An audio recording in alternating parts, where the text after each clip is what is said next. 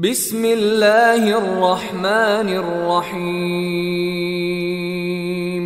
يسبح لله ما في السماوات وما في الأرض له الملك وله الحمد وهو على كل شيء قدير هو الذي خلقكم فمنكم كافر ومنكم مؤمن والله بما تعملون بصير خلق السماوات والأرض بالحق وصوركم فأحسن صوركم وإليه المصير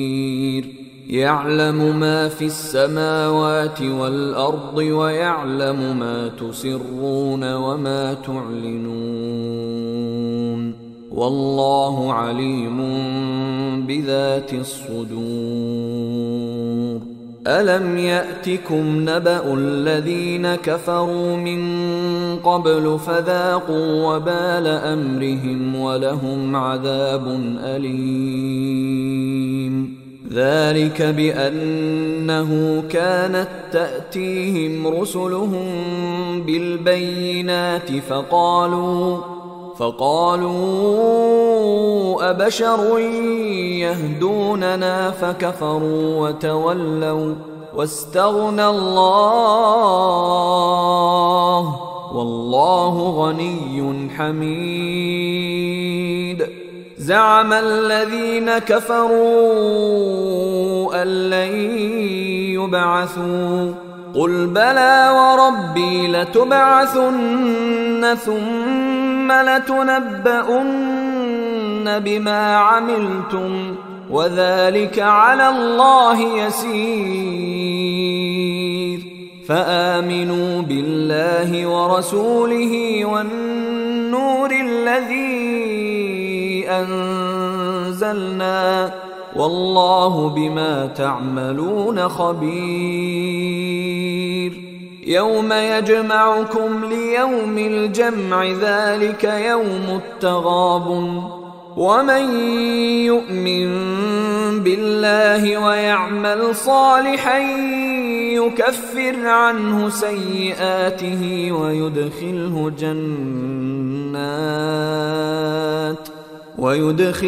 جنات تجري من تحتها الأنهار خالدين فيها أبدا ذلك الفوز العظيم والذين كفروا وكذبوا بآياتنا أولئك أصحاب النار خالدين فيها وبئس المصير ما أصاب من مصيبة إلا بإذن الله ومن يؤمن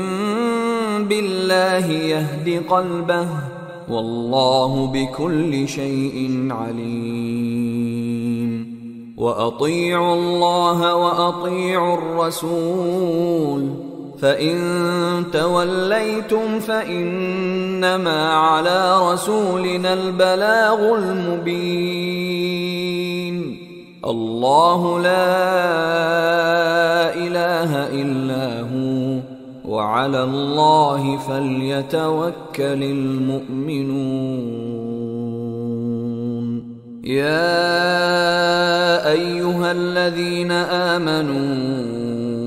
إن من أزواجكم وأولادكم عدوا لكم فاحذروهم وإن تعفوا وتصفحوا وتغفروا فإن الله غفور رحيم إنما أموالكم وأولادكم فتنة والله عنده أجر عظيم فاتقوا الله ما استطعتم واسمعوا وأطيعوا وأنفقوا خيرا لأنفسكم ومن يوق شح نفسه فأولئك هم المفلحون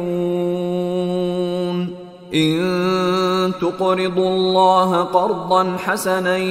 يضاعفه لكم ويغفر لكم والله شكور حليم عالم الغيب والشهادة العزيز الحكيم